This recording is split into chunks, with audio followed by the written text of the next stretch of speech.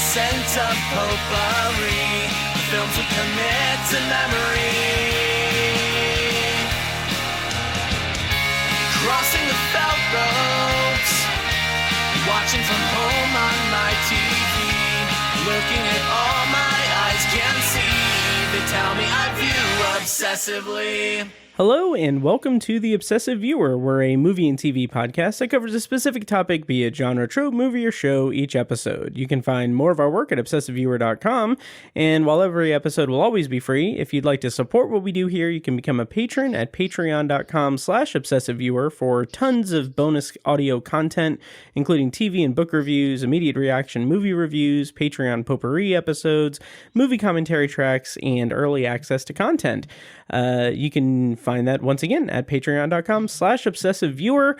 I'm your host, Matt Hurt, and you can find me on social media and Letterboxd at Obsessive Viewer. And joining me today are two of my friends and colleagues from the IFJ, the Indiana Film Journalists Association, Sam Watermeier and Joe Shearer. How are you guys doing this evening? And thank you for joining me on the show today. Thanks for having us. Yeah.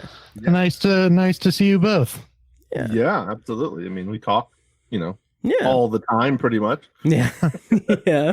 And you guys are both returning champions to the show. So yeah. And why don't you go ahead and give the audience what they want, which is information on where they can find your work and everything, and online social media presence, all of that stuff. Sam, do you want to start with where people can find your writing and social media? Sure. You can find my writing at midwestfilmjournal.com. If you're curious about my Letterboxd account, you can find me at Sam Movie Man.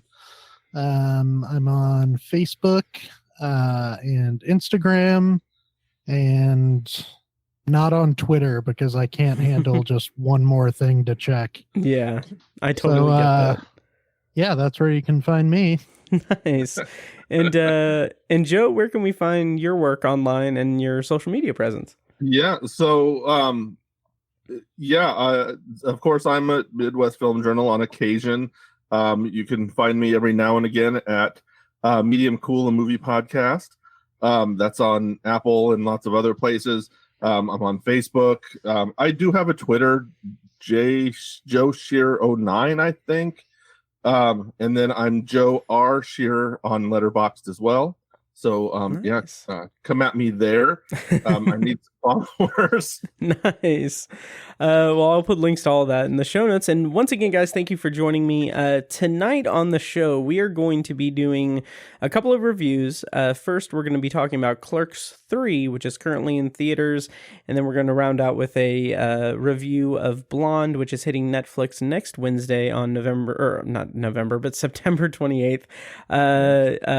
Sam is going to be joining us for the Clerks III review.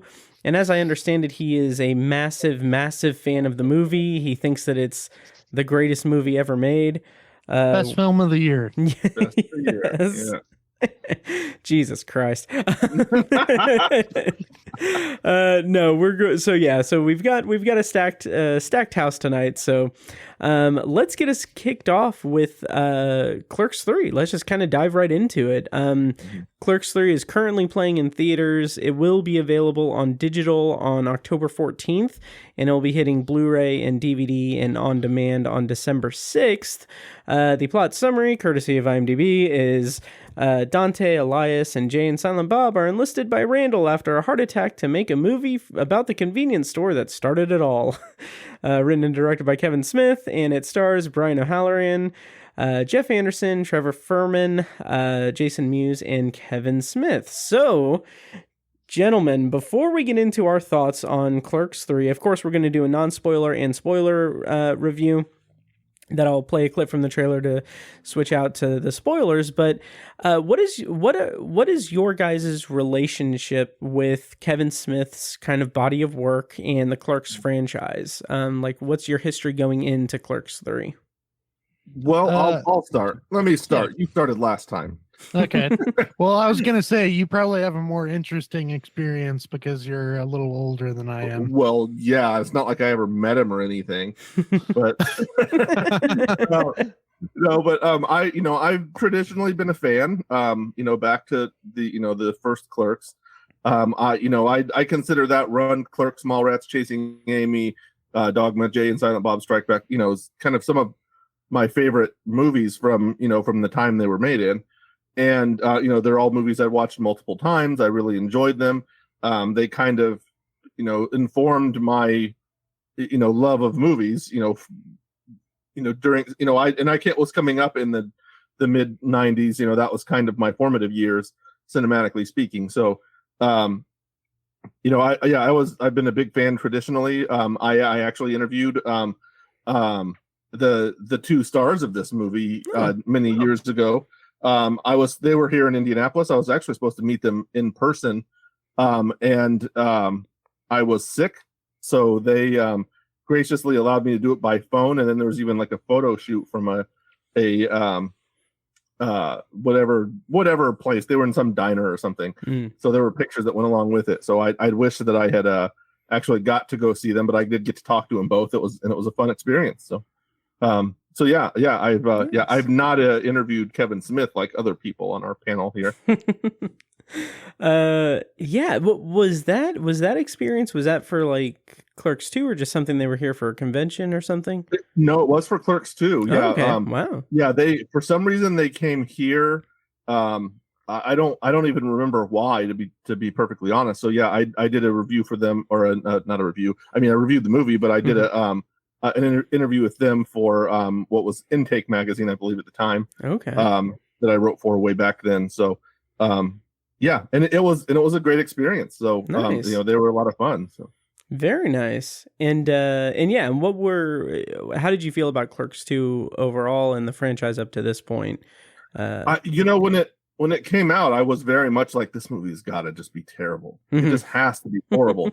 And it's like, I can't imagine it being anything else but just a train wreck. And I really enjoyed it. It had a lot of heart, and the same as his other movies. They were maybe technically not, up to par, but for a movie like this, who cares? They're dialogue based, and, largely anyway. It's like, let them sit here with a static camera and say funny things about the all of the science fiction and fantasy properties that we love, and they talked the way that I talked, and more or less, with sort of an East Coast kind of slant to it, but they were like my buddies hanging around watching movies together. That was kind of what it was, and I found a nice bit, nice bits of truth, and but it was they were largely just movies I loved watching. So and I think it fell in with those. Nice. Sam, how about you? What's your history with Kevin Smith movies and the Clerks franchise? Well, first, I just want to say, Joe, I think it's really cool that you interviewed the stars of Clerks. I don't think I knew about that. Yeah. So I'd be curious to read that. Yeah, I wasn't going to gloat about interviewing Kevin Smith, but Joe's acting all bitter about it. What the fuck is your problem? I mean, I had to make sure you mentioned it. Oh, yeah, of course. But my experience kind of started with Clerks 2. That was the first Kevin Smith movie that made a big impression on me. I think the first one that I was really aware of, though, just in terms of it coming out at a time when I was, conscious of movies, was probably Dogma. I kind of vaguely remember the buzz around that. I was, a kid at the time. But Clerks 2 was the first Kevin Smith movie that made a big impression on me. I remember the ending being particularly memorable. For those who don't know, it has this beautiful ending in which Dante and Randall embrace the life that they used to lament, which was their life as convenience store clerks. They buy back the quick stop and run it themselves, and they kind of realize that all those years spent together just kind of hanging out were the best years of their lives. And I thought that was kind of beautiful for them to embrace that existence. Clerks 3 kind of retcons that a little bit, but we'll get to that later. But anyway, yes, I did have the chance to interview Kevin Smith. Unfortunately, it was for one of his worst movies, Yoga Hosers. But I was still very excited to interview him. He was kind of the first big, I don't know, I'd say sort of near A-list filmmakers that or at least, well-known, respected. Yeah. Kind of the first big-time filmmaker I had a chance to interview. He was very chatty, as expected. He's quite a storyteller. I was on the phone with him for like 45 minutes. It was kind of funny. I felt like I was the one kicking him off in the end. It seemed like he would have kept going for quite a while. But that was very cool. And so since Clerks 2 had a big impact on me, I was actually worried for Clerks 3, and some of my suspicions and worries were confirmed, and not nearly to the extent that they were for you guys. So I'm eager to get into this because I think it'll be an interesting discussion.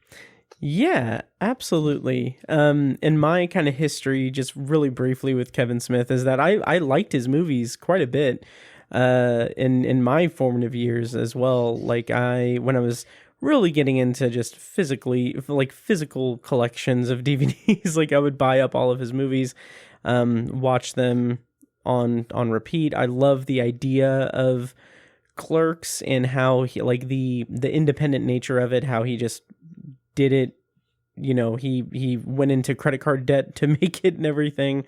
And his evolution as a filmmaker has been interesting.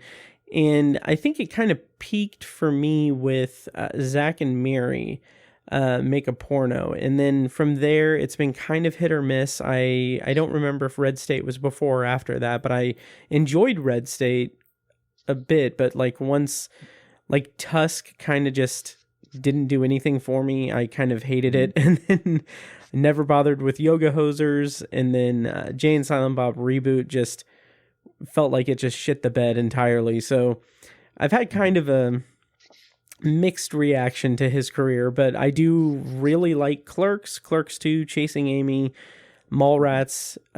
All of those are just really good for me. And then Clerks 3 happened. So let's dive into it again. And it restored your faith in him as a filmmaker.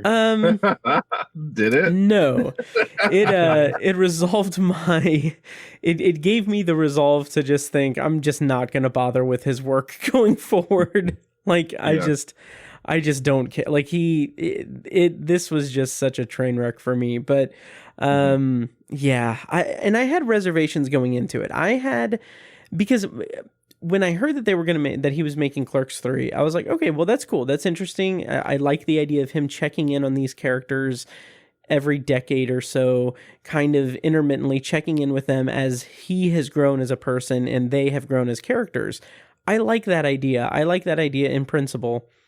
But when I found out that it was going to be about Randall making his own movie and it being just a kind of a vessel for telling the story of Kevin Smith making Clerks and melding it with his heart attack thing, I was just kind of like, okay, well, he's already explored that with Zack and Mary. He's already explored the whole making a movie after your workplace closes and everything and doing that. And that's a really good movie. And then I felt like this was going to retread a lot of stuff.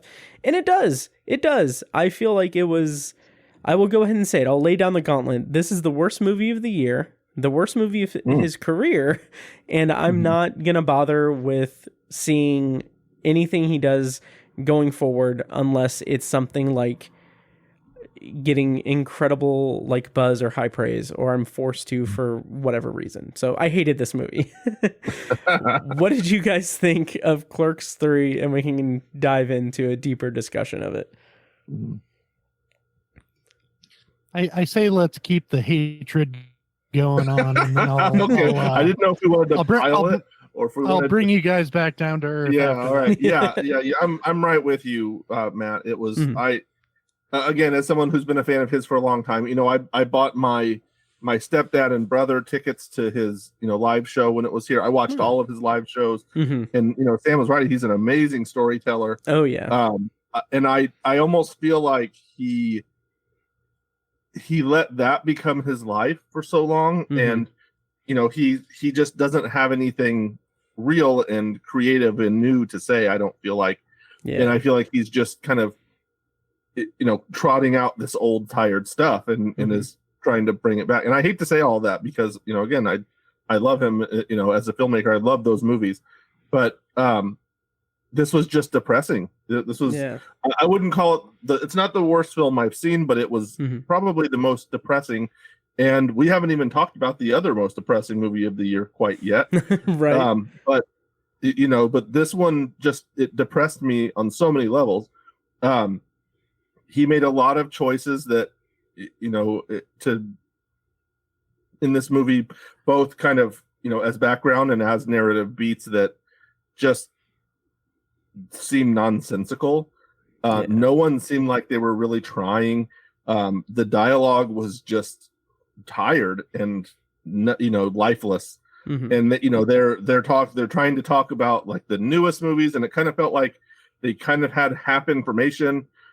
Even in Clerks 2, that whole Lord of the Rings talk, it felt like something different because it was it was, number one, it was critical of the franchise. They were old people smashing on the new the new fanboy darling of Lord of the Rings, by comparing it with Star Wars. And then here they're just like, I don't even remember what references they made. They just kind of like had some discussion here and there. In the that character of Elias was just terrible. He was so, number one, now let me say this, he wasn't great in Clerks 2. No. He was annoying and stupid, and he was like the character that the untalented kid in high school who wants to write. Like he's that type of character. Like the stories that my classmates and I wrote in college, in our college fiction class, like he's one of those characters. He said that kind of stuff that just didn't make sense to who the character was. Here he's completely the other way from what he was in the second. He was a super devout Christian, and then in the third, and then this one he's like a Satan worshiper.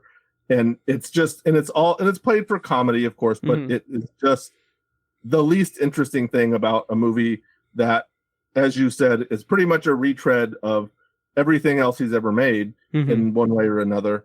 And it's just, I just didn't care whenever he was there.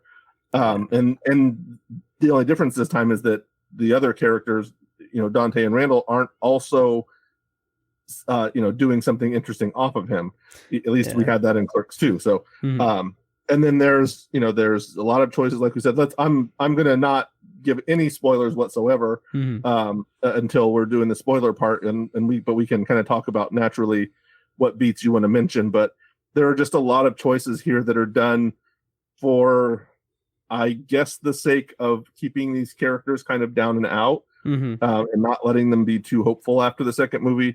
And then they just kind of fall off of a cliff after that, and it just kind of gets more and more depressing. So, I was just very disappointed all the way around this one. Oh, yeah, absolutely. Well said. And Sam, as you're wearing like your Clerks 3 merch and your... Take off that hat, Sam. Yeah. What your movie hat? Yes, in your movie hat. How did you feel about Clerks 3? Okay, so for the listening audience out there, I have to admit, me loving Clerks 3 is kind of it's a bit that I'm doing. I don't love this movie. Hmm. I admit that it's very flawed, but it didn't make me homicidal like it did with Matt and Joe. Yeah. Honestly, I would be perfectly fine with this movie not existing and just thinking of Clerks 2 as the end of Dante and Randall's story, because it does end so beautifully. Mm-hmm. But for what it is, which is basically a Fathom Events bonus fan film stretched to feature length, I think Clerks 3 is fine.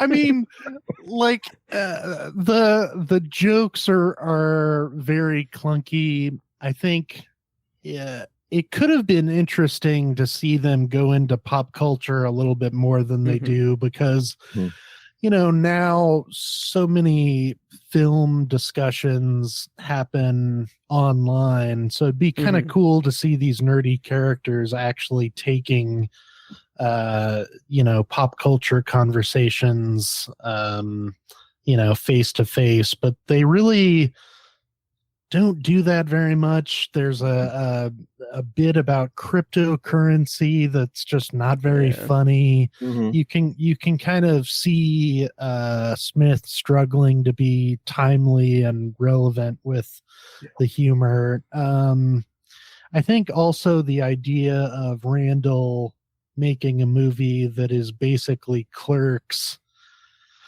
is kind of interesting, because it takes you back to what I imagine it was like for Kevin Smith to make Clerks in 1994, but at the same time, this isn't 1994.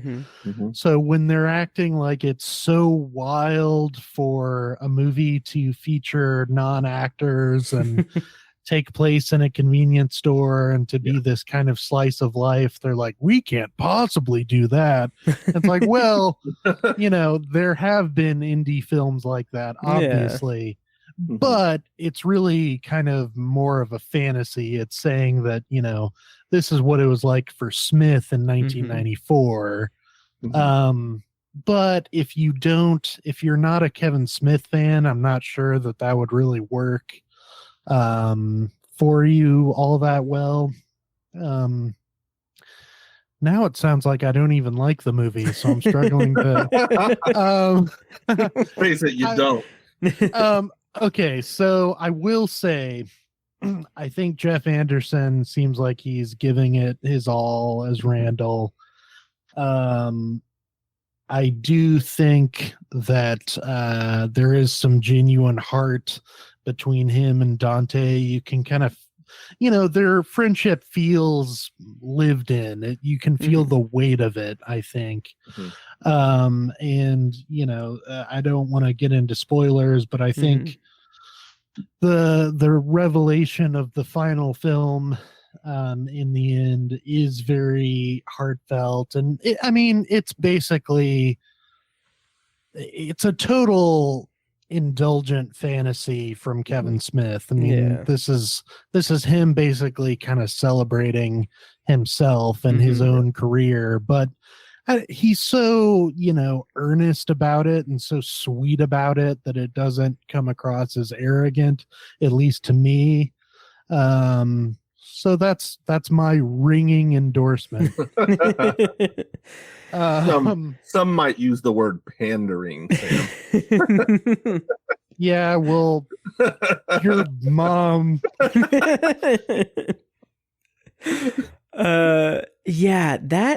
It does feel like nostalgia porn in self-indulgence by Kevin Smith, which, hey, fine, whatever. If he wants to just like express himself, his nostalgia for the beginning of his career and everything, fine. That's fine.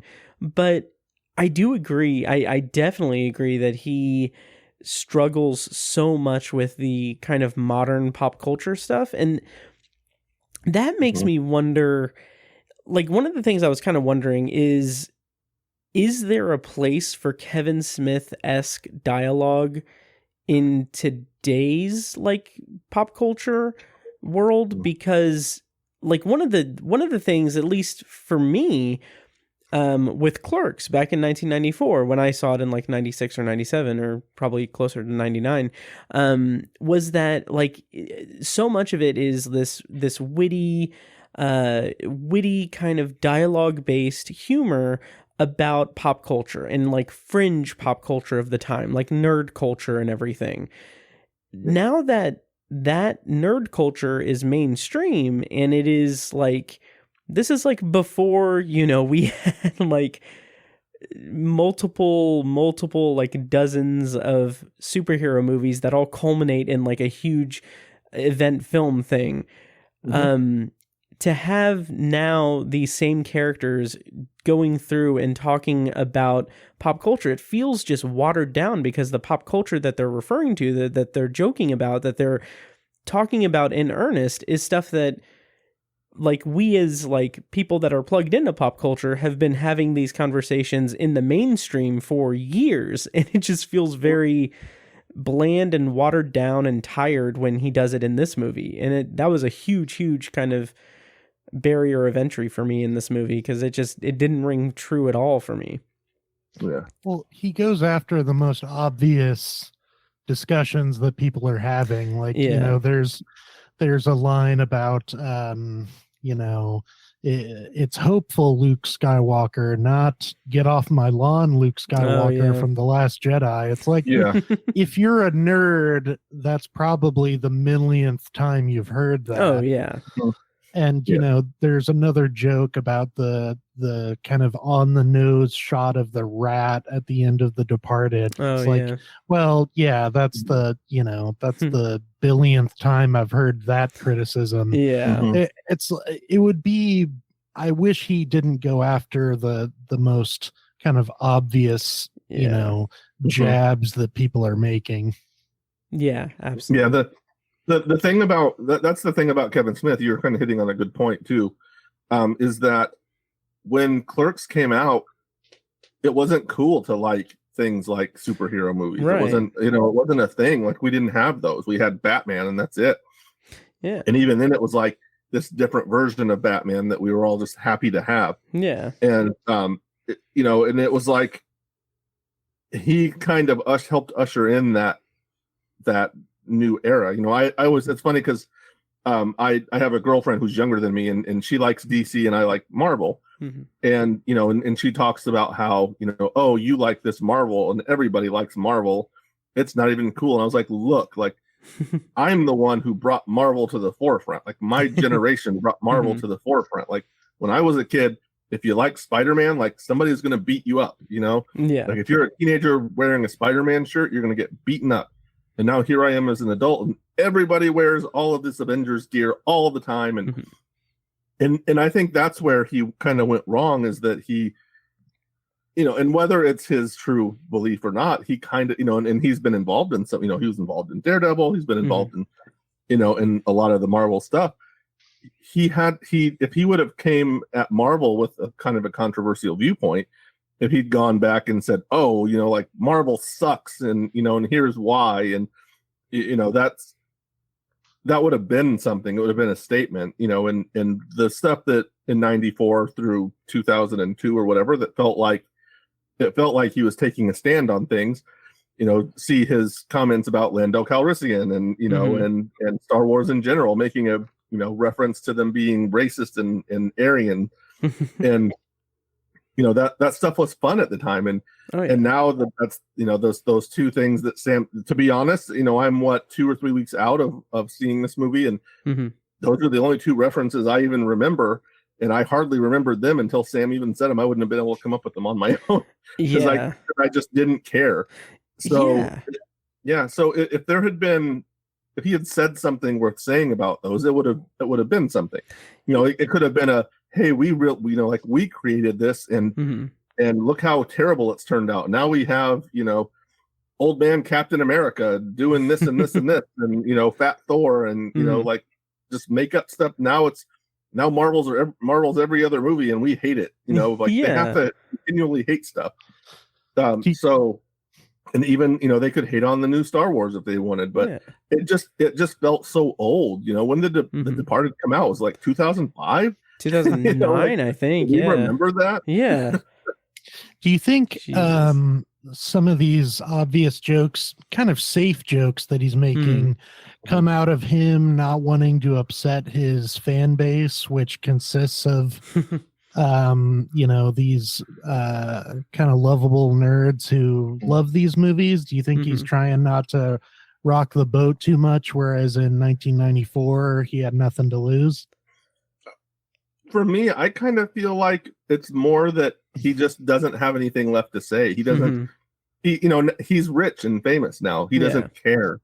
And when he was a teenager, that was his life, was Star Wars and comic books and movies. It was just, that was his life. And now he's got a grown daughter, and he's got a life and a wife and a big house, and he had that heart attack. And it's just like, and I can't blame him for that. Like, we've all grown up, but it's got to, he needs to say something about that. If that's what, if that's all he's got left to say, that's what he should talk about. And to your point, that's he did in just the most surface level, low hanging fruit kind of way he could have. I absolutely agree with that. And I feel like that is what this movie probably should have been. Like, it should have been trying to reconnect with that kind of fan passion that that someone has with like their obsession with something when their life has turned into something that is so far afield of what they molded their personality around. But instead, the damn movie is just Randall being the same person like from before, even kind of just completely discarding all of the character work that went into Clerks II. Like, I think Sam said that that it retcons Clerks II a little bit, and I would, and we'll talk more in specifics and spoilers, but I would wager to say that it just undoes. It feels like he has a vendetta against his own movie, in that he just undoes so many things and then just retreads the same character beats, and then it gets to a point where it just doesn't feel natural. It doesn't feel natural at all. And he does it within the same movie in this case. Yeah. He basically has both of his characters kind of experience the same sort of things, and there's to the point about the characterization being a little different. They should have been a little more mellow to each other. Yeah. We don't have to get back to them, being just like snappy and witty back at each other, especially when one of the two of them has undergone a pretty significant trauma, and the other is kind of less than completely, let's say, sympathetic to that, at least in words. I mean, and it works with the character to a degree, but also it seems like that's this event would be kind of a changing thing for the relationship a little bit. Yeah. Yep. Sam, your defense. I think it'll be better maybe in spoilers. Yeah.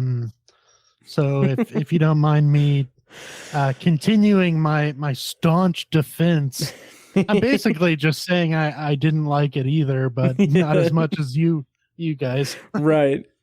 Yeah, and we can slightly less. Yeah. We can dive into spoilers here in a second, but there are a couple of things in the movie that just I just really hated that we'll talk about in spoilers. But one thing that felt just so dumb and pointless is this very exaggerated, lengthy audition scene with all of these like high profile cameos that just felt like it went on way too long and just felt just so it sucked. Yeah, that was a big sticking point for me in the movie. Did you guys feel that at all? Yeah, I don't think it'll be that much of a spoiler to say Ben Affleck is in that extended audition scene, and he's really bad. Yeah. Like it's like cringy how bad he is. And I'm a big fan of the show Impractical Jokers, and I was kind of happy to see a few of them, but by the time they went through all 4 of the guys, I was like, all right, is that just because you're in New Jersey right now? And that's where they filmed that show. Like, that's when it got a little tired for me. And I guess it leads to the joke that, Randall says, I'll just, play the main character. And then because that's a crazy thing to do. To have a non-actor. I don't know. That was awkward. I'll say for me, it probably bothered me less just because I expected something like that. And I was just kind of like, whatever, and they're just, okay, they're doing their bits. Oh, look, it's that guy. Oh, look, it's her. Wow, that's kind of fun.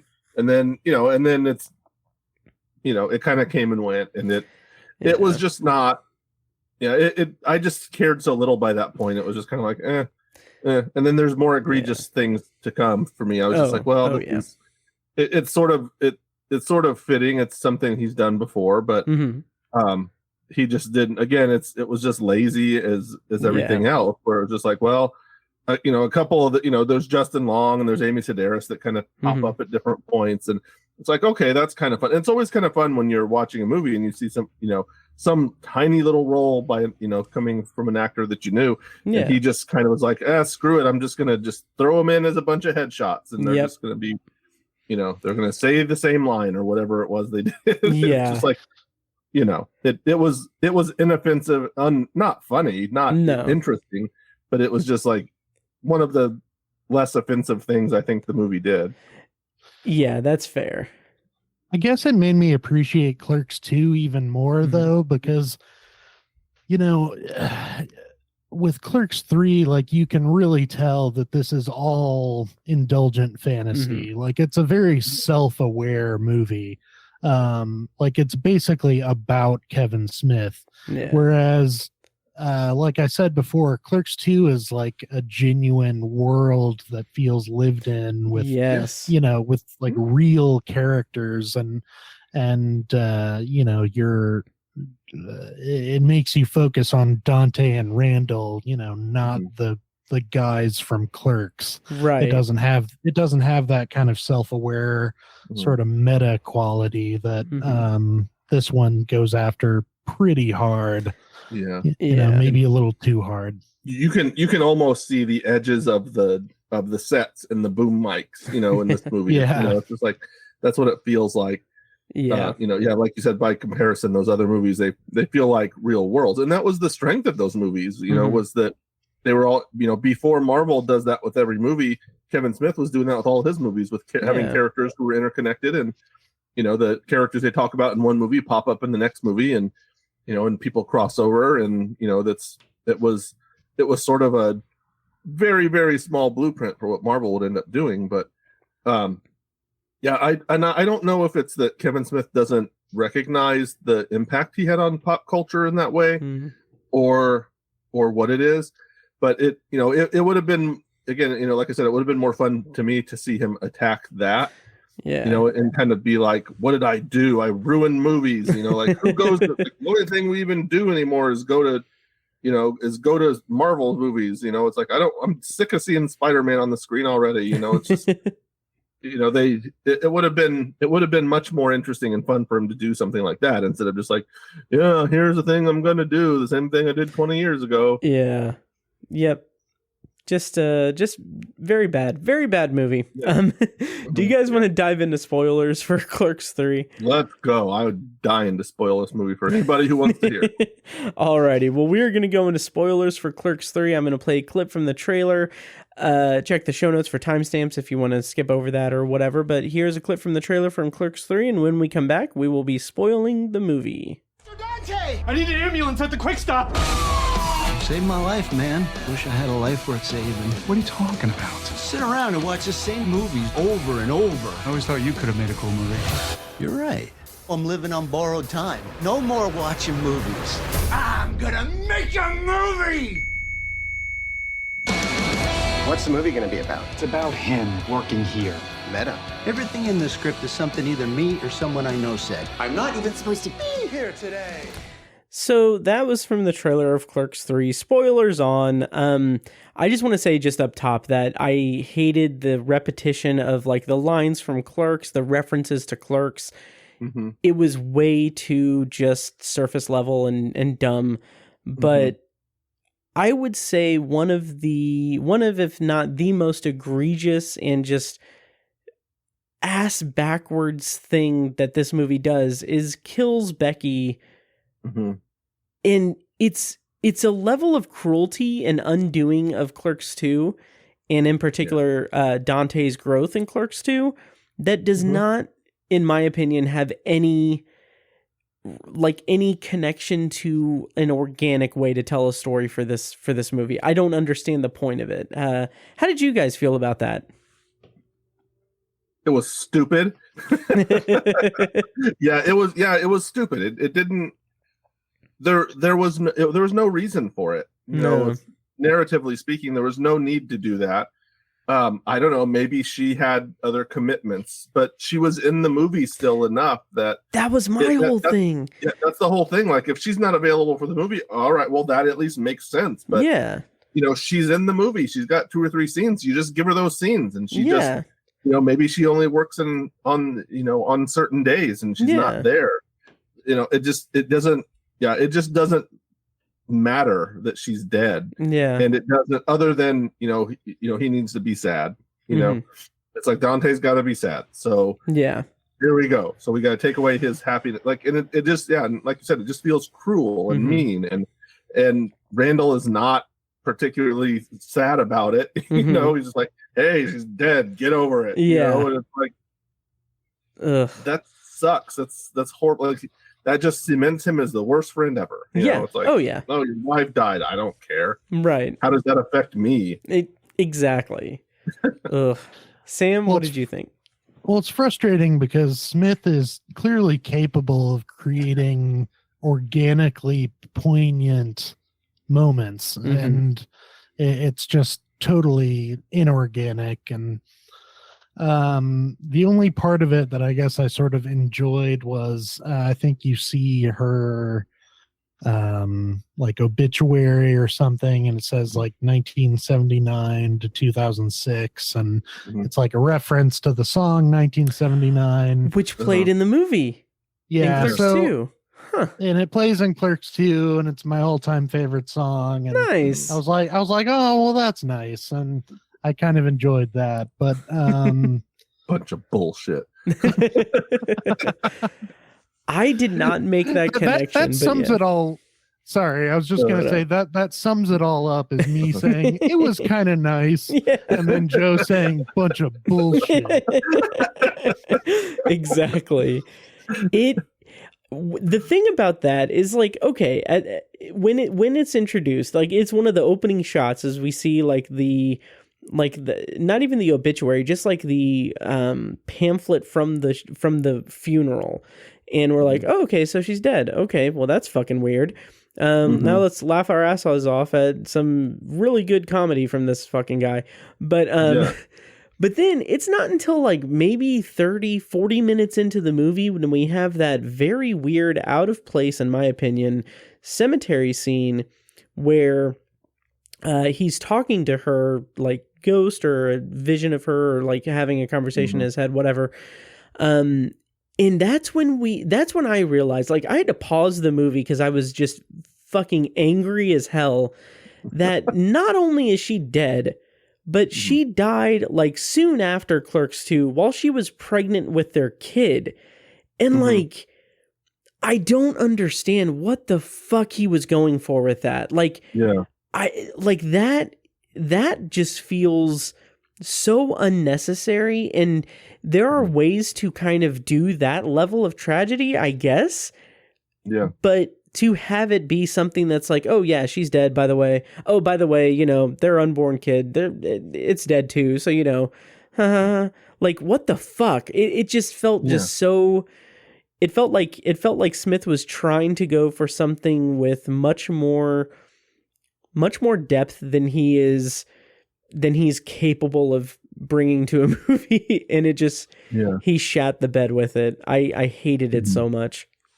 Which is weird because he is a father. Yeah. So you would think that he could have brought some of his life experience and had a subplot involving Dante becoming a father, but I guess he thought that Dante becoming a father would kind of take away from this idea that he and Randall are in Arrested Development, but they're really not, because they grew in the second one. Yeah. So it's like, I don't know, it's weird. It's like, can they not grow for a Clerks 3 movie to exist? Right. Yes. Yeah. My question is, what is it that we're supposed to be hoping for Dante? Yeah. The movie seems to want us to be rooting for him to move on from her, but she still is such a presence there, and it's kind of this constant reminder of like, oh, remember that last movie when he met this really great girl that he fell in love with, and they were going to be together forever. And as it turns out, they were together a few months, and then she died tragically, and his daughter died. And then as you said, like, hey, here's some wacky comedy. Yeah, enjoy. And it doesn't work. It doesn't work like that. It falls flat, and it's terrible, and it's kind of cruel in a way. Yeah. In a lot of ways, but it's years later for these characters, but not for us, right. So it's not like we can be like, yeah, he's clearly doing something wrong. We're just kind of rooting for him to find something to make him happy, but here he is stuck in this dead-end job with this dick that continually rags on him. He's got this weird ass Satanist dude that's that pops in, and people are stealing his shit all the time, and like whatever. His only source of joy is the same thing that was his source of joy the 30 years prior when he was playing hockey on the roof. Yep. Which, by the way, is really dangerous, and they probably shouldn't be doing that. Right. They're too damn old for it. Yeah. Plus, and this is just throwing arrows at the movie anyway, but that whole, like, the opening sequence of the movie is like it's a full music video for oh my god, My Chemical Romance. Like, it is the full song. That montage just redoing shit that we saw in the first two movies, and it's just like, okay, all right, this is already off to a bad start because I'm just not engaged with it. But I do appreciate that the movie, and sense my tone, that the movie does give Dante a nice full arc, and he's able to overcome his grief for his dead wife and unborn child, and is able to finally move on from that state of Arrested Development. Except he's not, because he just dies, and it's like, what the fuck ever. Like, okay. Yeah. I mean, he does like bang his ex-girlfriend. Like, that's growth. Is it growth? Moving back 30 years in life? Right.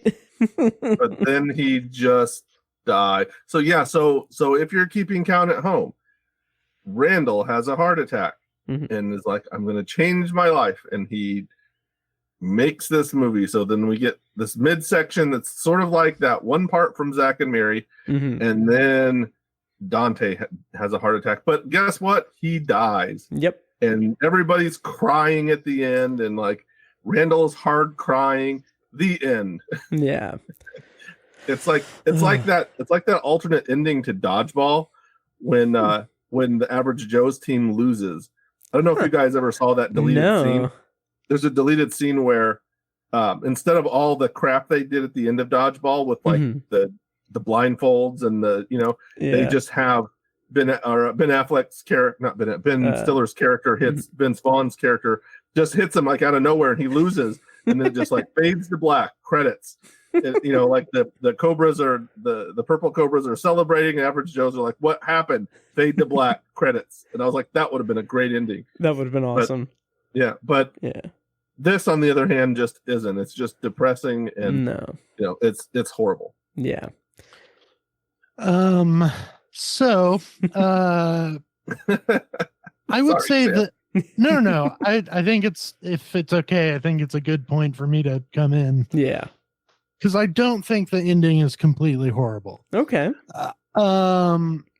So what I imagined when I heard that that Clerks 3 was going to be about them making a movie that was basically Clerks, I was instantly worried because it just sounded like a bad idea and kind of a bad retconning of Clerks 2, which was about them kind of embracing this seemingly dead-end job and realizing that it's not a dead-end job. And I think there's something sweet in that. Yeah. Clerks 3 from the beginning seemed to suggest that, oh no, they needed to have a dream job. And I don't know, in Clerks and Clerks 2, it never seemed like Randall really wanted to be a filmmaker. I mean, he talked about movies, but Clerks 3 seems to suggest that he was always destined to make a movie, and I thought that was a little strange. But anyway, man, it really takes me a long time to get to my defense of this movie. But anyway, what I imagined was it ending with them at some kind of Sundance-esque film festival and watching the movie. And I thought, oh, well, that'd be kind of sweet and neat. Yeah. And it doesn't do that, but it does have kind of an interesting ending. When Randall shows Dante the movie, it's basically like a fantasy version of the movie. It's like an ideal version of what he wanted the movie to be, which is basically the original Clerks.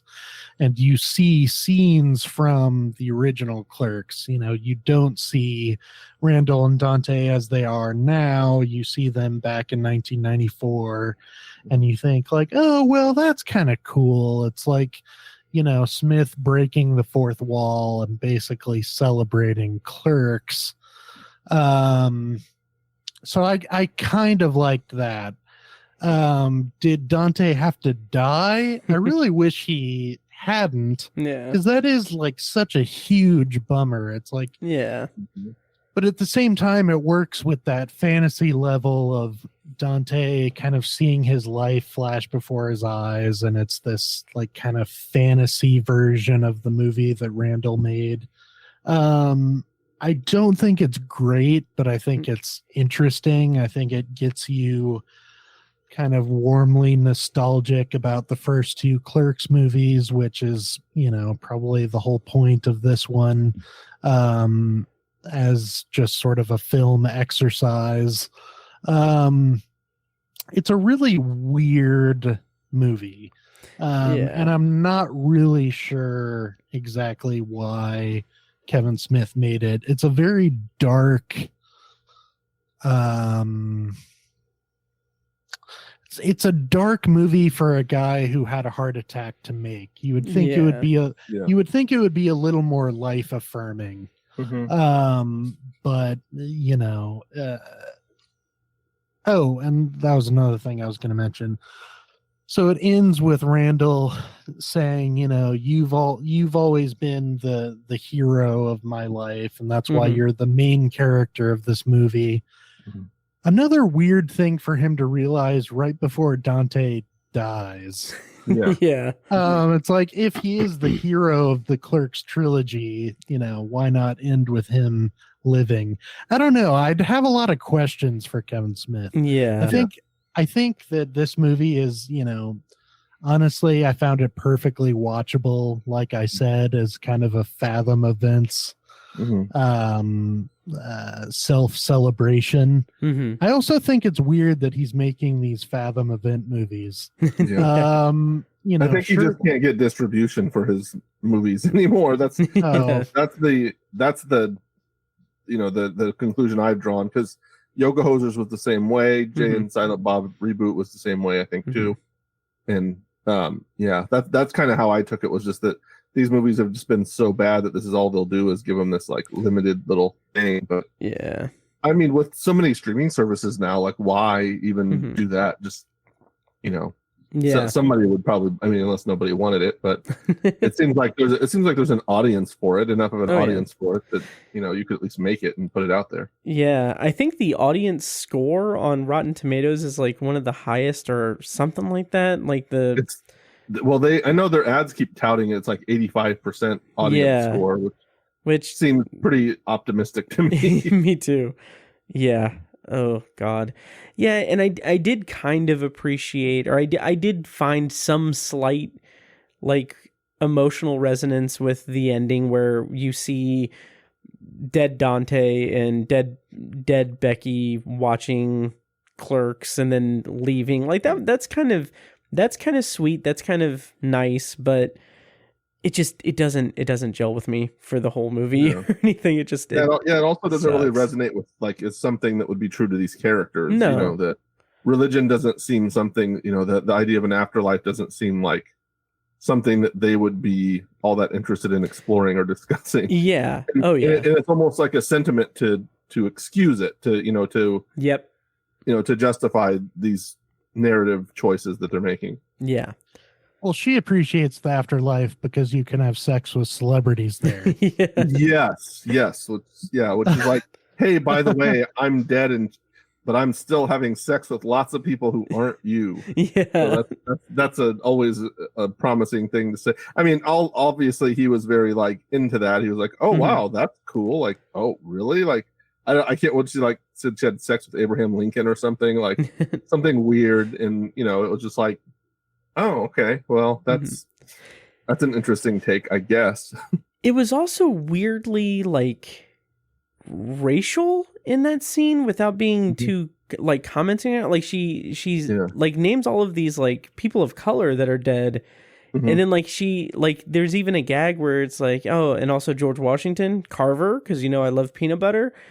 And like that's true. It feels like it felt weird. And my biggest hang up with that is that it just didn't feel like that scene didn't need that, because in the moment with me, I'm still catching up with the fact that he killed off the fucking the unborn baby and everything. Like, I'm still like, okay, I'm not ready to laugh at some stupid sex humor stuff. I'm still catching up with the shit that you're throwing at me. It feels like the whole movie is this kind of weird fever dream that he had while he was recovering from a heart attack. Kevin Smith, like it's oddly dark, but at the same time it gets like kind of outlandishly sentimental with this kind of heavenly presentation of Clerks. I don't know, was that his point? Like, this is the Clerks 3 I imagined in my sort of near-death experience? Like, I don't know. Yeah, well, yeah, and that is an interesting point you guys made about it, because it's almost just like he's laying in bed and he has that dream, and then he just writes that dream down, and then it's like time to make the movie, and they're like, this pretty much sucks, and he's like, look, like, this is what I can't help what the dream was, I can't help what I did, like, you want me to change it? Like, that wouldn't be on it. It's like, how about we call that a second draft? It's like, you have this idea for a movie that sucks, like, you have a good idea, but then the movie sucks, like, you just change it a little bit. And come up with, and and again, it would have been, if they're going to explore these themes, they could have connected a little more overtly with Dogma too than they did. That would have been a fun thing to do before before I go back and say, oh, they don't care about the afterlife or religion, but then they did a whole movie about it. But it, seeing as how maybe they could have seeing as how it's connected to the rest of the universe, they could have brought that up and had that as a major plot point. Yeah. And, That's interesting, Joe, and it makes me wonder, like, if you're gonna go meta and self-indulgent with it, why not go like all the way? Like, yeah, bring back Matt Damon and Ben Yeah. Affleck's characters, like Yeah. make it just completely meta. Mhm. I feel like I would have, like, that would have been cooler than this sort of like half sincere Yeah. sequel, kind of half meta thing. And maybe he just didn't have the budget for that. I don't know, but yeah. that would have been interesting if his Clerks 3 was this just kind of wild, self-indulgent fantasy that, like an MCU movie, just brought together all of his characters. Yeah. And it would have said something, it would have Yeah. been some sort of a statement. Yeah. And Yep. not just like, hey, remember when I had that heart attack? Which, by the way, he mentions just about every damn day. Like, and I'm talking about real life, if you follow him on social media, it's like every other week, it's like, well, when I had my Widowmaker heart attack and almost died, I decided that I was going to just embrace life. And I lost 70 pounds or whatever, which is awesome for you, Yeah. man. Like, great. I'm happy for you. But, let's say something else. Yeah. Oh, yeah. Oh, I don't really have much else to say about Clerks 3. I just really hated it. Like I said in non-spoiler, I'm done with Kevin Smith. I just have no enthusiasm for his work. And it's interesting because I feel like his output, the growth of him as a filmmaker, I kind of feel like he has had like certain like climbs and then downfalls, like backslides. Like when he went from Clerks to Mallrats and then to Chasing Amy. Yeah. Those are the first three. Yeah, like Chasing Amy, I haven't seen it in a while, but like that is like one of the like best romantic comedies I've ever seen. And it is so like serious about like relationships and like interpersonal relationships, romantic relationships, platonic relationships, all of this. And then we get like Jay and Silent Bob Strike Back, which is fun for what it is, but then eventually we get Jay and Silent Bob Reboot, which is another just masturbatory, just bullshit movie. But then like when he tried to kind of transition into kind of doing more horror stuff, like Red State is pretty solid, pretty good, pretty entertaining, very bleak and disturbing. And then he makes Tusk, which for me is a freaking train wreck and just I don't know. It's just I'm done trying to retain a fandom for Kevin Smith. Yeah. He's talked about making Mallrats 2, and if he does, I'll probably see it. I won't have a great deal of enthusiasm for it. I'll probably watch it and be like, I feel like he's just out of things to say. Yeah. And that's just how I feel about it. I pretty much agree. I think Dogma is his best movie personally. I enjoyed Chasing Amy. It's flawed. There are some but at the same time, it's a portrait of people who are young and immature trying to grow. And, I always feel like that solution for the problem in Chasing Amy is completely ridiculous. Oh yeah. And it's, and it doesn't make sense. And it's, but it does seem like the thing that a couple of dumb guys in their early 20s would say, like, this is how we're going to solve this problem. Yeah. And then it's going to completely not work. But that's at least true in some sense, that there's some honesty there. Yeah. I feel like Dogma is his best movie. And then it just kind of, that was the peak, and it just kind of trickled down. Zach and Miri is pretty, and I don't know some of the chronology of it necessarily. I don't remember, if Zach and Miri comes before Red State. I think it does, but if it does, it's like, okay, but it's a step down, and then and then Red State to me is probably another step down, but it's still there's entertainment value to it, and it's again is a very good idea that he executed the way he executed. And then, like Yeah. you said, Tusk was just, in a time when there were 3 Human Centipede movies Yeah. and, many other movies of similar, premises, that was probably the worst of them. Yeah. And yeah, and Ugh. this is, if it's not rock bottom, it's pretty close. Mhm. It's right there with Yoga Hosers, and I didn't even watch all of Jay and Silent Bob Reboot, but I watched the first couple minutes of it and knew that it wasn't going to be for me. Yeah. So I just kind of let it go. But I just kind of feel like I almost owe it to him to watch his movies. He's given us so much, solid entertainment. He's changed the film industry, better or worse, but he has. And I feel like I kind of owe it to him, but it's very much an obligation to watch his stuff. Yeah. Sam, kind of, I guess, final thoughts on Clerks 3 and Kevin Smith? Sure. I don't think Mallrats is a great movie to revisit. I mean, I love Mallrats. I don't think him revisiting it is a great idea. But like Joe, I feel that kind of sense of obligation. I'll undoubtedly see whatever he does next. I guess at the end of all of his movies, even if they're not great, I just go like, well, he's a sweet guy.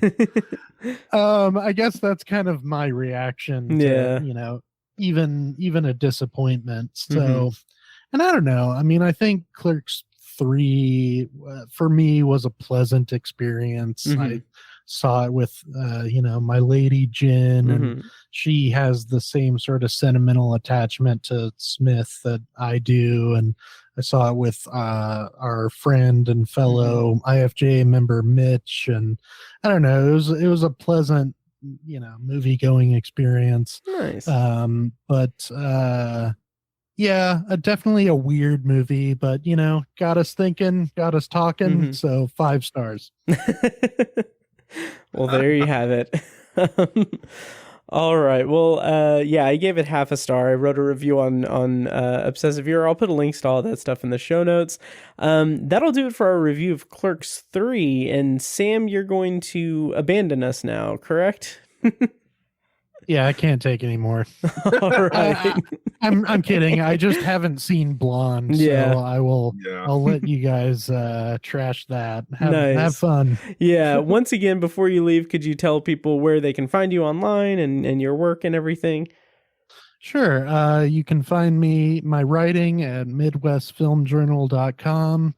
The latest thing I did was a retrospective essay on the original Nightmare on Elm Street, which is for Midwest Film Journal's latest series about the Nightmare on Elm Street franchise. It's a fun series. I recommend you check it out. You can also find me at Letterboxd at Sam Movie Man, Facebook, Sam Watermeier, and Instagram, which I think is Watermeier Sam. So yeah, there you go. Pleasure talking to you guys. Pleasure having you on. Enjoy talking about Blonde. And take care. See you, Sam. See you later. All right, and now we're going to kind of close out the episode with a probably brief review of Blonde, which is hitting Netflix next Wednesday from when you're listening to this. I think I'm posting this tomorrow. But it's hitting Netflix on September 28th. The plot summary, courtesy of IMDb, is a fictionalized chronicle of the inner life of Marilyn Monroe, directed and written by Andrew Dominic, and it's adapted from a novel by Joyce Carol Oates. Of course, it stars Ana de Armas, Adrian Brody, Bobby Cannavale, and a bevy of other actors in the cast. So, Joe, how did you feel going into Blonde, and what did you think of the overall experience of the movie? And Go ahead. Yeah, no, I was gonna say I was, I don't know, optimistic to see it. It's an intriguing idea to make a movie about her. I think there's a lot to say about Marilyn Monroe, that I don't think there has been a major motion picture, directly addressing her. Up to this point. Maybe there has been. I'm sure. I mean, there's obviously been 100 sort of like off-center depictions of the fame that she achieved. Her story is she's kind of the poster child for the burning out star, and of course the Elton John song, and like she was very much used and abused her entire life by Hollywood and by others, and but as a film to be the one to depict that, I found this one very lacking, just very lacking in so many levels. Yeah, I did too. I kind of found it, I didn't really have much interest in it, to be honest, before seeing the first teaser trailer, because I'm kind of getting away from really any interest in like kind of biopics and like celebrity biopics, because it just feels like it's very much catering to award season, and it just doesn't feel like it's ever anything too original. And when I saw the teaser trailer for this, or the original trailer, I realized like, oh, this looks like it could be pretty original. This could be an interesting kind of fever dream-esque take on a biopic, and it is, but it also doesn't connect with me really at all. It just it felt like the visual styles were like the different, like just abstract kind of visualizations felt just almost gratuitous in a sense, to where like they were just, it was like, I think you said before we started recording, it's just like, look at how interesting we can make this movie. Look how pretty this can be. And it just really wore thin, and especially for a movie that's over 2.5 hours long. Jesus. It just dragged. Oh yeah. Also, like, could you figure out, because like I haven't really looked into it exactly, if it's been said why they chose to do black and white and color, but like I messaged or texted our colleague from the IFJ and friend Ben Sears. I'd asked him like what was the point of changing from black and white to color throughout the movie, because I couldn't figure out, like I couldn't tell like why, like what that was. Could you detect anything or figure anything out from that? I couldn't, and I don't know that there is necessarily any rhyme or reason to it. Okay. Because everything in the movie, it would be one thing if it was, the happy moments are in color and the sad moments are in black and white, but there were not very many happy moments. There really weren't. They were all fleeting, and they were not in color necessarily, the parts that were good. So, I mean, this movie is basically just a series of terrible things that happened to her, and they very much skip around, like something moderately good happens to her, and then something terrible happens as a result of it, and then we just skip ahead to some other random point to where the same thing sort of happens. She meets a famous person that she falls in love with. She meets Joe DiMaggio, who although he's and I'm sitting here looking at the IMDb cast list, and it's I didn't realize that none of them are named. Bobby Cannavale is playing the ex-athlete, who is very obviously Joe DiMaggio. Right. I mean, she's Marilyn Monroe. They very obviously are referring to her. Arthur Miller is the playwright, and then there's the president, who is very obviously supposed to be Kennedy. And the only person that really has a name is Norma Jean, / Marilyn Monroe. And they refer to her by both names regularly through the movie. And she adopts this really creepy this really creepy habit of calling them all daddy. Which is a not too subtle nod at the the driving force of this movie, which is the absence of her father. Yeah. Her mother was mentally ill and tried to drown her in the bathtub early. So that's the first thing we see is Marilyn Monroe almost being drowned in the bathtub as a child by her mom. And and there's just this lie about her dad was a famous actor, and he's and she gets these mysterious letters that are supposed to be from him. That it's just, the whole thing is just so weird, and it's just so bizarre, and it doesn't make sense. There's no payoff to it. Any of the things that happen, and it's not even that.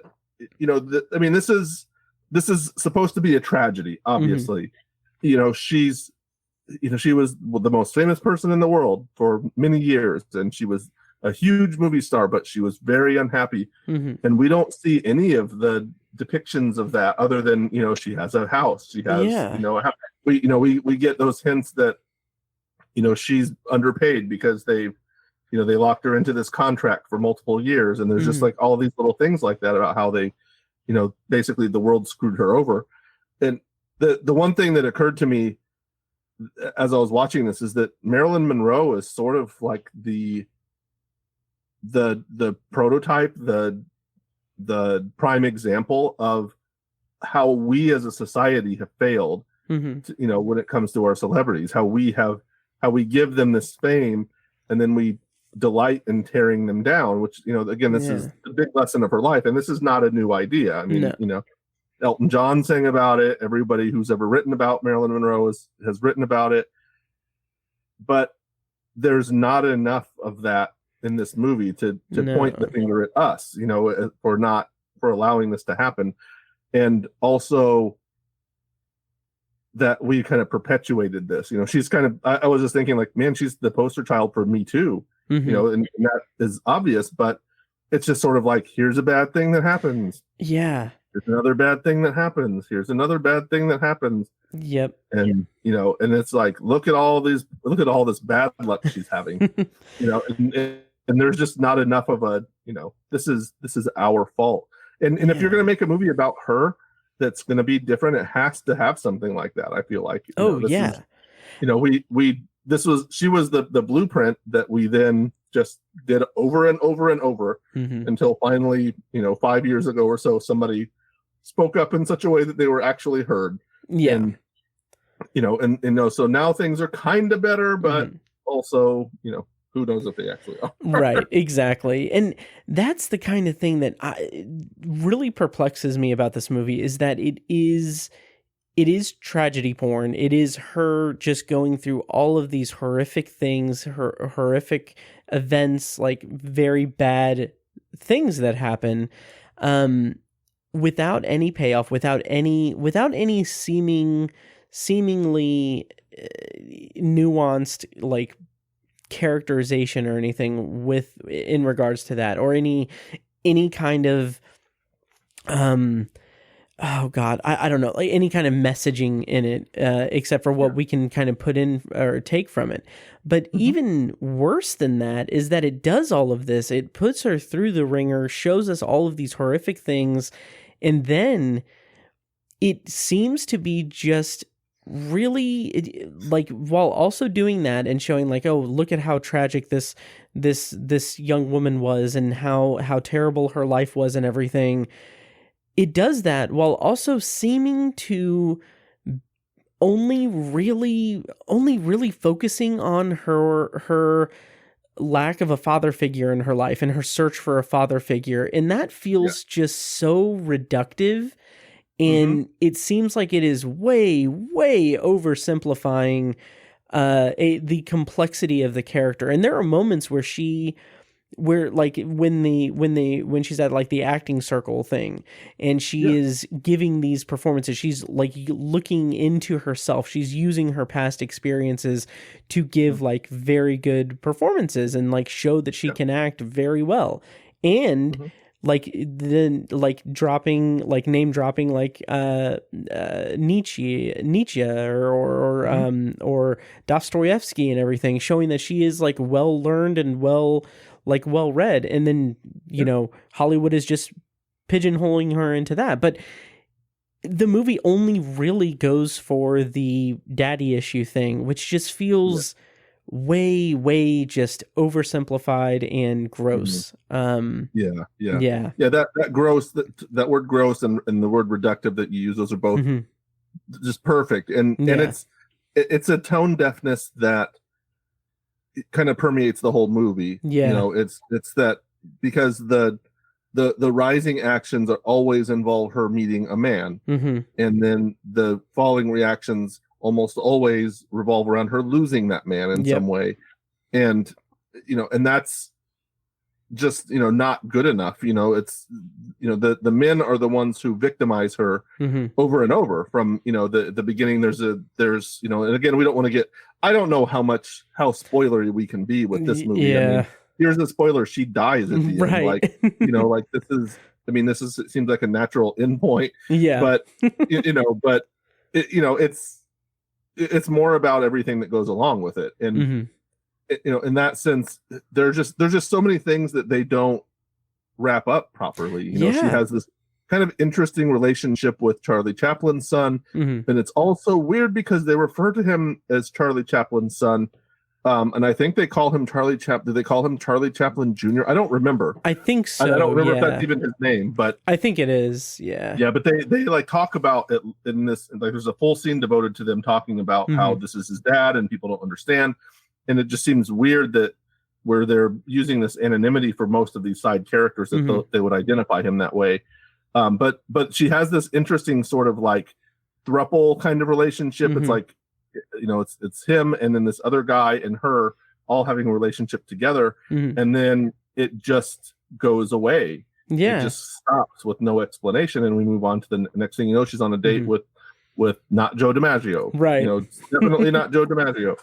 And you know, it's just all, and I don't know that there's legal issues with that. You know, if they're playing a legal game where it's like, well, if it's not, don't use his name. Right. Obviously everyone knows the story and knows who he is. Yeah. But you know, because there are some abuse things that go on, you know, in this movie. And then, you know, but then again, it just kind of bounces to Arthur Miller next. And then they had a pretty good relationship that then was, you know, this is when her drug issues start. And it's just, you know, we don't explore any of these things. None of these scenes have time to breathe and give us any idea of anything. It's just sort of, it's kind of just a movie where you're just watching it and it's like, boy, look at all these oh, that's terrible that this happened to her. Oh, it's terrible this happened to her. But then it's like, what's the theme here, though? Right. And it's like, oh, the theme is her daddy issues. And it's like, well, no, it's the theme that all of these men exploited these daddy issues to, you know, to get what they wanted, to, you know, to satisfy their desires and not, you know, and not treat her in a good way. And there's a good story to tell there. It's just that, you know, this guy is evidently not the person to tell that story. Yeah, absolutely. And we can dive into a pretty brief spoiler section because, like you said, there's not really much to say. But I'm going to go ahead and play a clip from the trailer, and then we'll spoil Blonde. So stay tuned for that. Here's a clip from the trailer. On the hand. How'd you get your start? Maybe. What start? In movies. Quite continental. But diamonds are a girl's best friend. I guess I was discovered. Men grow cold as girls. I know you're supposed to get used to it. And we all lose our charms in the end. But I just can't. So, spoilers on for Blonde. And, you know, in talking about the kind of three main relationships that are depicted, the Charlie Chaplin Jr. throuple thing, Joe DiMaggio and Arthur Miller, I kind of feel like I feel like maybe the intention of the movie is to show like different stages of her growth in relationships. Like the throuple is her kind of sexual awakening, I guess.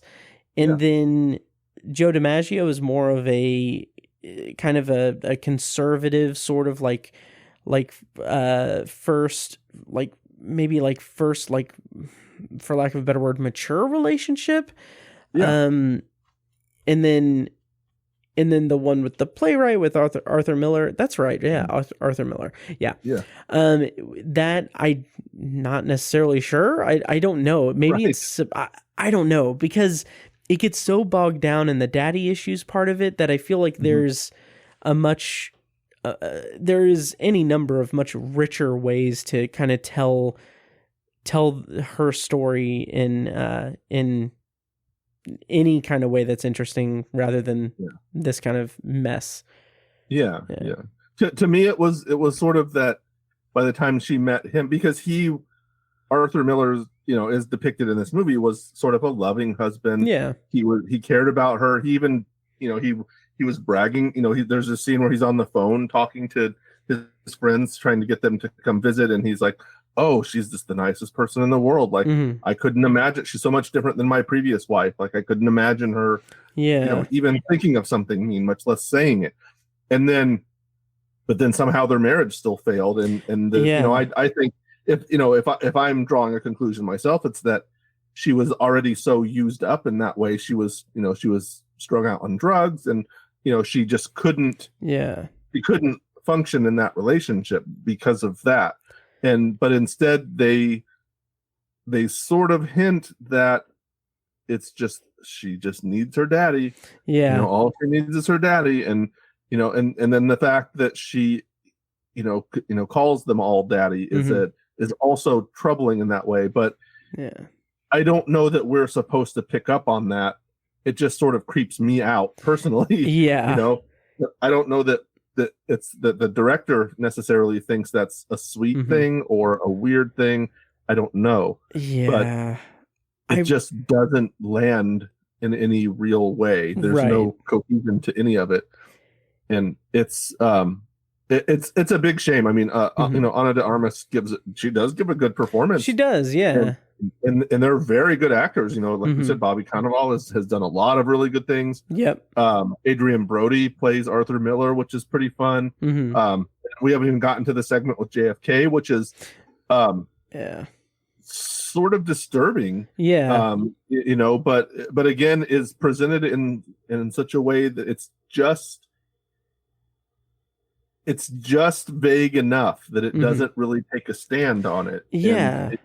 I guess if we're spoiling, we can just spoil that scene. I think where basically she is, there's a single scene and she goes to meet him in a hotel, and there's all the Secret Service around, and he's laying in bed talking to, I don't know who he's talking to. Yeah, he's like doing like president business. But it's very obviously like regular presidential business. He's not like talking to a buddy. He's doing, performing his job. And she very, self-consciously before is talking to the Secret Service agents in the elevator, and is like, "Oh, our relationship's not sexual. He's just like a good friend." And then she walks in the door, and the first thing he says, "Oh, I'm so glad you're here. It's been such a day." And what he really wants is for her to just tug him off, basically, and it's what she does. But then, he's at the same time like he's doing this business, and then he's like, Don't be shy now. He uses a different word than shy, but it's like, basically like, come on, get at it. And then he basically forces her mouth down on him. Yeah. And, and it's just sort of like, it's disturbing in a way. But again, the presentation of it is just vague enough. So maybe as to avoid some sort of big ugliness, it just all strikes me as just kind of pandering and weird. And it should, that scene should have meant a lot more than I think it did.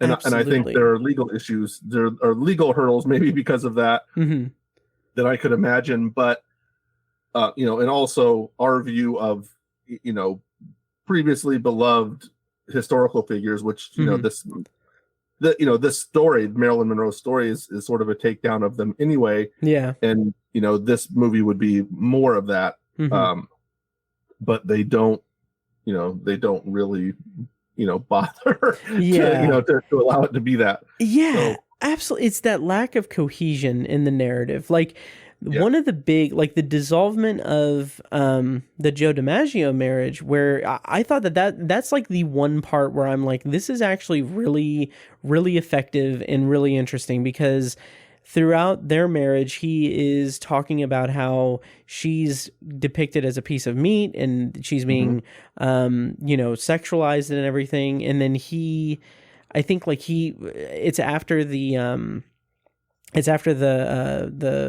vent thing, the iconic picture of her with her dress. And then she comes home and he beats her. And that's the last we see of that, but it's intercut or it's spliced together, or there's voiceover of her father's letters saying that, oh, I saw that, I didn't see your new movie because it seemed too risque and everything. And I understand what the movie's going for, that it's like, it's putting like the father figure onto Bobby Cannavale, but also like there's no resolution to the father thing. I don't know if these letters were supposed to be like actual letters that she received, or if they were figments of her imagination. I don't know. But then with the JFK blowjob scene, it feels like that. I kind of appreciate the presentation of it, because the way that we see it is that we're in an auditorium in a movie theater, and it's on a big screen.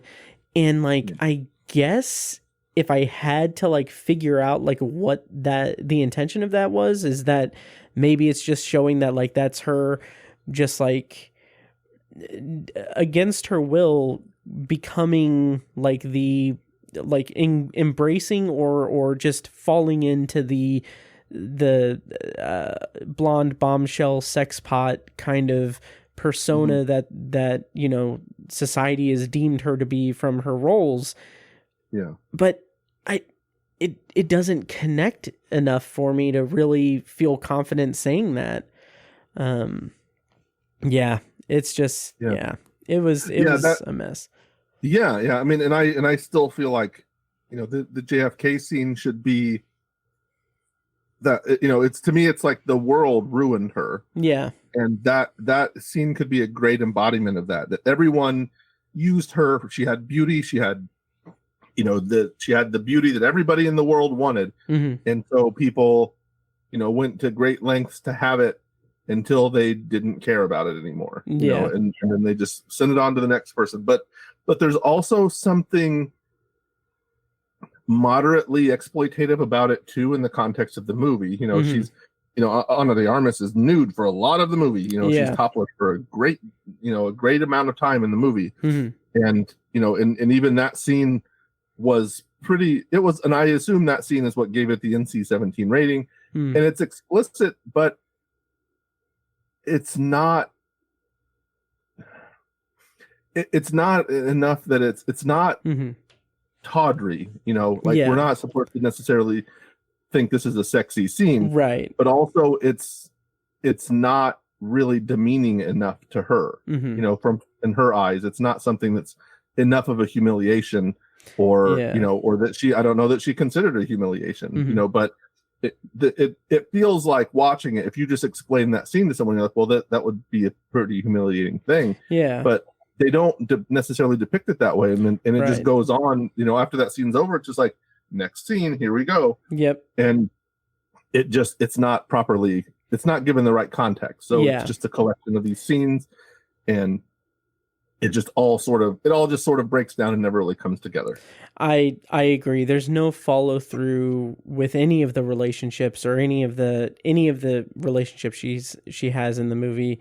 It's just, the movie just flows through those different interactions, and just with more and more just disturbing and disgusting behavior, and how she's ruined basically by men and kind of Hollywood and everything. And I don't know, I feel like this movie could have been something unique in that regard, but I don't feel like it is told well, like, at all.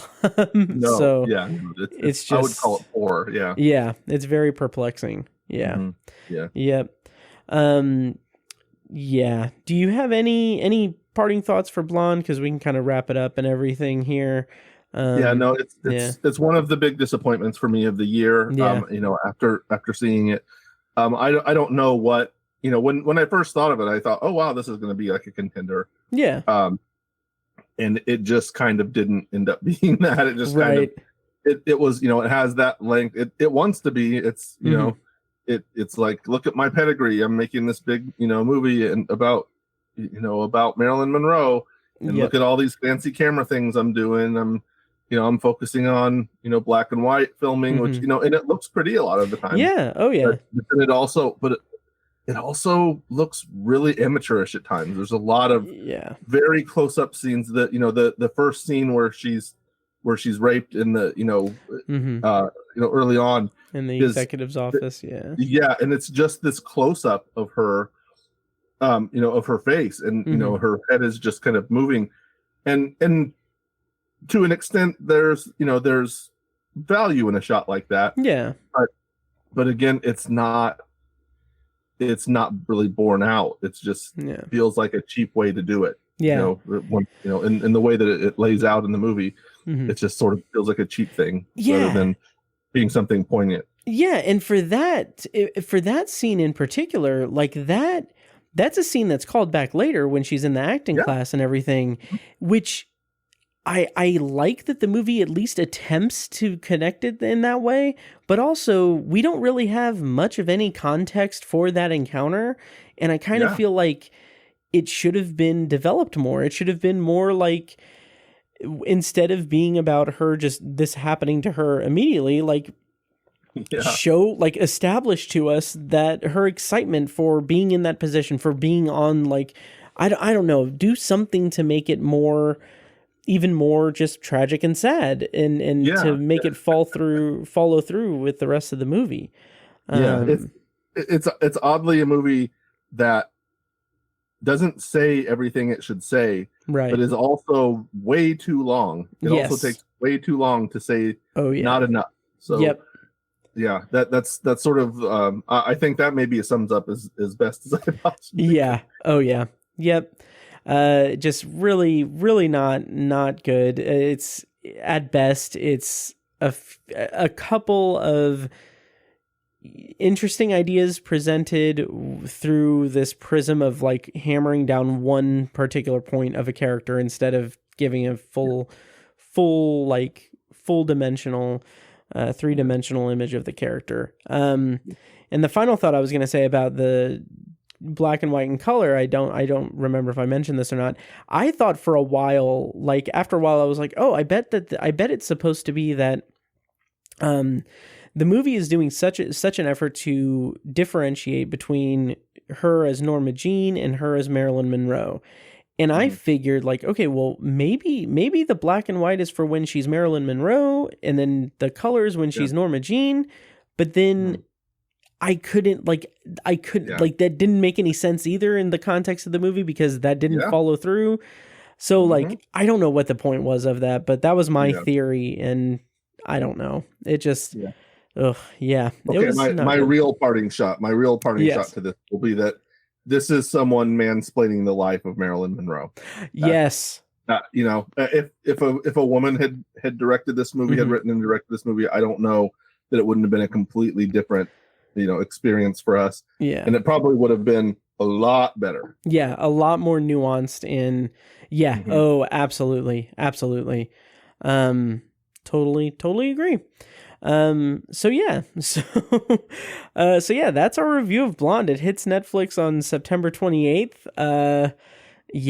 I don't know. Do you think the reaction to this, I don't know what, it's getting pretty maligned, but do you think like Hollywood will latch onto it and the Academy will be like, oh yes, let's throw some nominations at it? Somebody might. I'm sure there'll be a few people. I hope not. I would hate to have to vote against Ana de Armas, to root against her, because I like her. I've loved her in just about everything she's been in so far. Oh yeah. At least that I've seen.